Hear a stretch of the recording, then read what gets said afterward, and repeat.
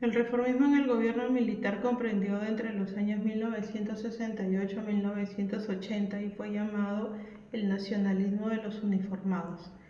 En el terreno económico, este gobierno revolucionario de la Fuerza Armada implementó reformas que, mirándolo en retrospectiva, no fueron de gran impacto positivo, ¿no? Por ejemplo, escogieron la redistribución de la propiedad y los ingresos. Los latifundios agrarios fueron expropiados a partir de una ley de la reforma agraria que se aplicó desde 1969. Privó de su propiedad a los hacendados que tuviesen más de 50 hectáreas de tierra en la costa y 150 hectáreas de tierra en la sierra.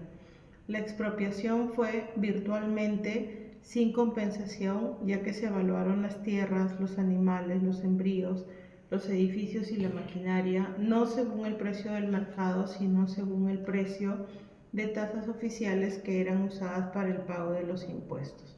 Estas tasas ordinarias fijaban valores de menos de la mitad de los precios reales del mercado, con lo cual fue una gran pérdida. Una vez que las tierras fueron expropiadas, se entregaron y se distribuyeron entre los trabajadores de una manera inequitativa, porque básicamente solo alcanzó para poder distribuir a los trabajadores, digamos, que trabajaban permanentemente, quedándose así sin tierras aquellos que trabajaban de manera temporal. Al repartirse la tierra entre los operarios básicamente estables y permanentes, se dejó a los trabajadores temporales sin tierras, que eran los más pobres del campo. En este caso, los trabajadores que tuvieron tierras las administraron como latifundios, no fueron parceladas, sino que se mantuvieron como empresas agrarias bajo la figura de una cooperativa. La administración quedó en manos de gerentes nombrados por el gobierno. Los yacimientos mineros más importantes, sin embargo, sí fueron expropiados también, pero como tenían empresas mineras con capitales americanos, a ellos sí se les pagó el precio justo por la expropiación de la tierra.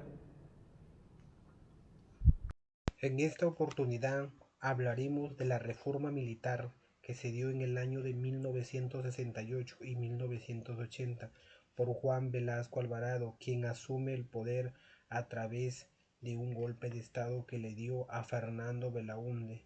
Desde ya promovió que el Perú tenía una independencia de los Estados Unidos y de otros países democráticos.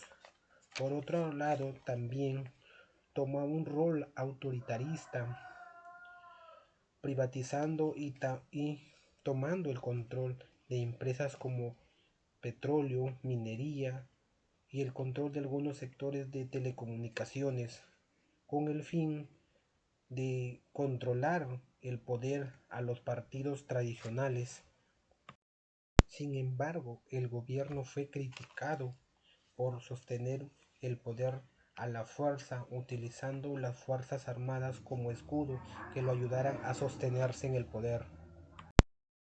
Y para finalizar, tenemos que para muchas personas fue en ese momento un partido que ayudó al Perú, y para mucha gente tendremos que el partido de Juan Velasco Alvarado no fue bueno. Tenemos muchas opiniones diferentes, pero esto nos va a enseñar a que recordemos que el Partido Socialistas no son buenos para el desarrollo de nuestro país, sino que atrasan al Perú, atrasan a nuestro país a un desarrollo tanto económico como social. Esto no nos lleva a nada. Muchas gracias. Mi nombre es César Ventura y les hablaré acerca del retorno a la democracia y la Constitución de 1979. Ante la presión social y política que hubo, Morales Bermúdez convocó a una asamblea constituyente en el año de 1978 con la finalidad de redactar una nueva constitución que reemplazara a la de 1933. Los resultados de la asamblea fueron que el partido más votado fue el APRA, esto seguido del Partido Popular Cristiano y varios grupos de izquierda. La asamblea fue precedida por Víctor Raúl Haya de la Torre, quien a sus 83 años ejerció por primera y única vez un cargo público.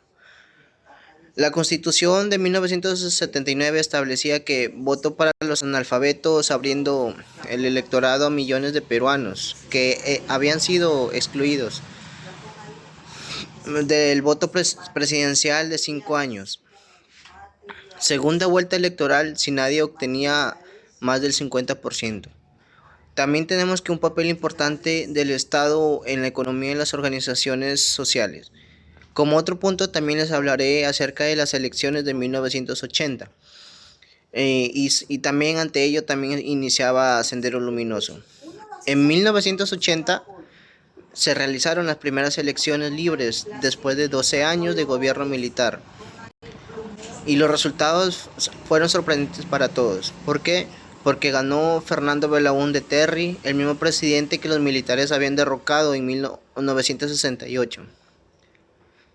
Se esperaba un voto más inclinado también hacia la izquierda, dado el discurso antioligárquico de 12 años, y las expresiones fueron dos. El voto de los campesinos que sintieron que las reformas los habían ignorado y un ánimo general de restaurar la democracia interrumpida. Y ese mismo día algo oscuro comenzó. En un remoto caserío de Ayacucho, un grupo armado tomó y quemó las ánforas donde los campesinos habían depositado sus votos. Esta fue la primera acción que tomó Sendero Luminoso, el movimiento que en las décadas siguientes sacudiría al Perú entero. Desde mi punto de vista, la reforma agraria tuvo aspectos positivos y negativos, dependiendo del hábito político, económico y social en el que se analice. En el caso de Perú, especialmente durante el gobierno de Juan Velasco Alvarado, la reforma buscó terminar con el sistema de haciendas y repartir tierras a los campesinos que durante muchos años habían trabajado en condiciones injustas.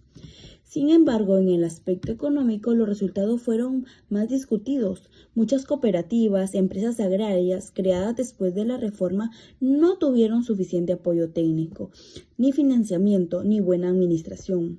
Como consecuencia, la producción agrícola disminuyó en varios casos, afectando a la economía y el abastecimiento de alimentos. Desde este punto de vista, algunos consideran que la reforma no logró modernizar eficientemente el sector agrario. Es más, algunos inversionistas perdieron confianza porque se expropiaron tierras privadas, lo que afectó las inversiones y el crecimiento económico del sector agrario. A pesar de esas dificultades, la reforma agraria sí ayudó a reducir desigualdades económicas históricas en el campo. Por ello, desde mi punto de vista, la intención económica de la reforma fue positiva porque buscaba una distribución más justa de la riqueza, pero en la práctica no logró alcanzar todos sus objetivos debido a la mala gestión y a la mala planificación adecuada.